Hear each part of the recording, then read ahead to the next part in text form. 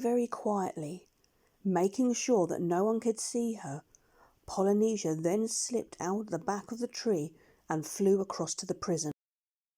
She found Gub-Gub poking his nose through the bars of the window, trying to sniff the cooking smells that came from.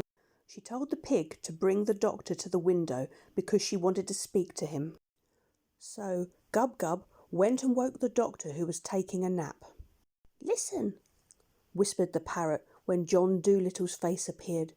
"Prince Bumpo is coming here tonight to see you, and you've got to find a way to turn him white. Be sure to make him promise you first that he will open the prison door and find a ship for you to cross the sea in." "This is all very well," said the doctor, "but it isn't so easy to turn a black man white. You speak as though he's addressed to be re-dyed. It's not so simple. Shall the leopard change his spots?" "I don't know anything about that," said Polynesia impatiently. "But you must turn him white. Think of a way, think hard. You've got plenty of medicines left in the bag. He'll do anything for you if you change his colour. It is the only chance you get out of prison." "Well, I suppose it might be possible," said the doctor. "Let me see." And he went over to his medicine bag, murmuring something about liberated chlorine or animal pigment, perhaps zinc ointment, as a temporary measure spread thick. Well, that night Prince Bumpo came secretly to the doctor in prison and said to him, "White man, I'm an unhappy prince. Years ago I went in search of Sleeping Beauty, who I had read about in the book, and having travelled through the world many days, I at last found her and kissed the lady very gently to waken her, as the book said I should. 'Tis true indeed that she woke. She cried out and refused to marry me. So I came back full of sadness to my father's kingdom. Now I hear that you're a wonderful magician and have many powerful potions, so I come to you for help. If you will turn me white, so that I may go back to the Sleeping Beauty, I will give you half my kingdom and anything besides you ask." "Prince Bumpo," said the doctor, looking thoughtfully at the bottles in his medicine bag, "supposing I made your hair a nice blonde colour, would that not make you happy instead?" "No," said Bumpo, "nothing else will satisfy me. I must be a white prince." "You know it's very hard to change the colour of a prince," said the doctor. "One of the hardest things a magician can do. You only want your face white, do you not?"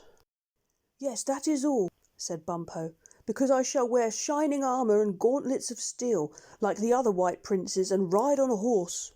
"Must your face be white all over?" said the doctor. "Yes, all over," said Bumpo, "and I would like my eyes blue too, but I suppose that would be very hard to do." "Yes, it would," said the doctor quickly. "Well, I will do what I can for you. You will have to be very patient though. You know, with some medicines you can never be quite sure. I might have to try 2 or 3 times. You have a strong skin, yes? Well, that's all right. Now come over here by the light. Oh, but before I do anything, you must first go down to the beach and get a ship ready, with food in it to take me across the sea. Do not speak a word of this to anyone. And when I have done as you ask, you must let me and all my animals out of prison. Promise? By the crown of Jollikinki?" So the prince promised and went away to get a ship ready at the shore. When he came back and said that it was done, the doctor asked Dab-Dab to bring a basin.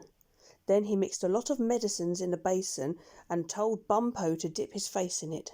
He held it there for a long time, so long that the doctor seemed to be dreadfully anxious and fidgety, standing first on one leg and then the other, looking at all the bottles he had used for the mixture and reading the labels on them again and again. A strong smell filled the prison, like the smell of brown paper burning. At last the prince lifted his face up out of the basin, breathing very hard, and all the animals cried out in surprise. For the prince's face had turned as white as snow, and his eyes, which had been very dark, were now a manly grey. When John Dolittle lent him a looking-glass to see himself, he sang for joy and began dancing around the prison. But the doctor asked him not to make so much noise about it, and when he had closed his medicine bag in a hurry, he told him to open the prison door. Bumpo begged that he might keep the looking-glass, as it was the only one in the kingdom of Jollikinki, but the doctor said that he needed it to shave with. Then the prince, taking a bunch of copper keys from his pocket, undid the great double locks, and the doctor with all his animals ran as fast as they could down to the shore, with Bumpo leaned against the wall of the empty dungeon, smiling after them happily. When they came to the beach, they saw Polynesia and Chi-Chi waiting for them on the rocks near the ship. "I feel sorry for Bumpo," said the doctor. "I am afraid the medicine I use will never last. Most likely he will be as before when he wakes up in the morning. That's one reason why I didn't like to leave her with him. But then again, he might stay white.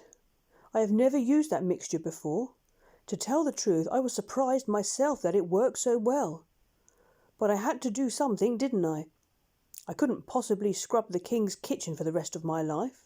It's such a dirty kitchen. I could see it from the prison window. Well, well, poor Bumpo." "Of course he will know we were just joking with him," said the parrot. "They had no business to lock us up," said Dab-Dab, wagging her tail angrily. "We never did them any harm." "But he didn't have anything to do with it," said the doctor. "It was the king, his father, who had us locked up. It wasn't Bumpo's fault. I wonder if I ought to go back and apologise. Oh well, I'll send him some candy when I get to Puddleby. And who knows, he may stay white after all. Still, he had a good heart."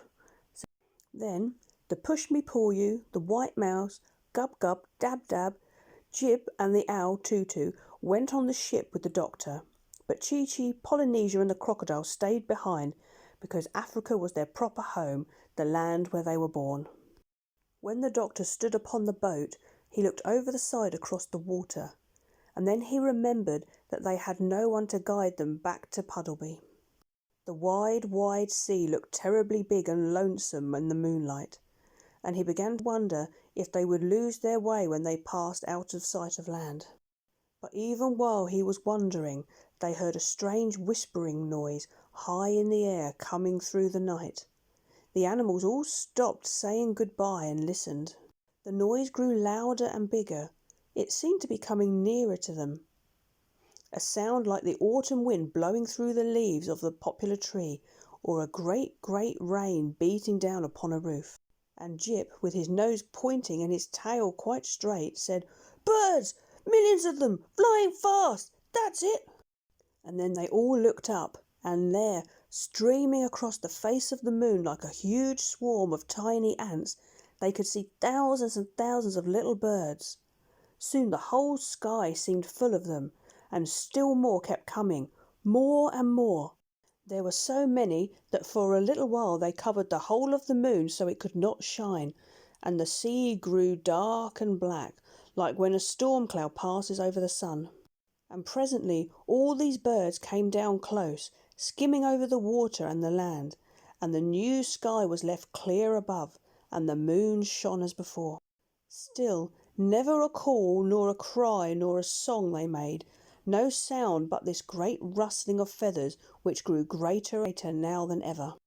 When they began to settle on the sands, along the ropes of the ship, anywhere and everywhere except the trees, the doctor could see that they had blue wings and white breasts and very short feathered legs. As soon as they had all found a place to sit, suddenly there was no noise left anywhere. All was quiet, all was still. And in the silent moonlight John Dolittle spoke. "I had no idea we'd been in Africa so long. It will be nearly summer when we get back home. For these are the swallows going back. Swallows, I thank you for waiting for us. It's very thoughtful of you. Now we need not be afraid that we will lose our way upon the sea. Pull up the anchor and set sail." When the ship moved out upon the water, those who stayed behind, Chi-Chi, Polynesia and the crocodile, grew terribly sad, for never in their lives had they known anyone they liked so well as Dr. John Dolittle of Puddleby on the Marsh. After they had all called goodbye to him again and again and again, they still stood there upon the rocks, crying bitterly and waving till the ship was out of sight.